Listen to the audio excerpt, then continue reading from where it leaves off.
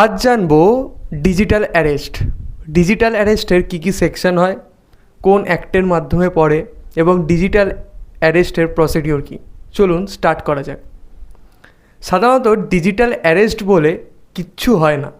আমাদের ভারতীয় আইনের যে ধারাগুলি আছে বা অ্যাক্টগুলি আছে বা আইপিসি, বিএনএস, বিএনএসএস, যেই অ্যাক্টের মধ্যেও কোথাও ডিজিটাল অ্যারেস্ট বলে কিছু উল্লেখ করা নেই।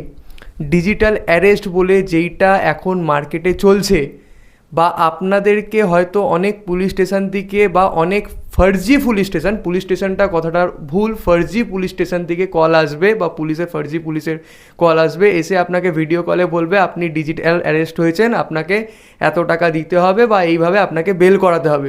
সেটা সম্পূর্ণ ভুয়ো, ফলস, এবং এইটা মানে একদমই এটা স্ক্যাম চলছে। ঠিক আছে, ডিজিটাল অ্যারেস্ট বলে সাধারণত কোনো কিছু হয় না বা ডিজিটাল অ্যারেস্টের কোনো আইন, কোনো অ্যাক্ট এখনও পর্যন্ত আমাদের দেশে বেরোয়নি। তো এরম অনেক ইনফরমেটিভ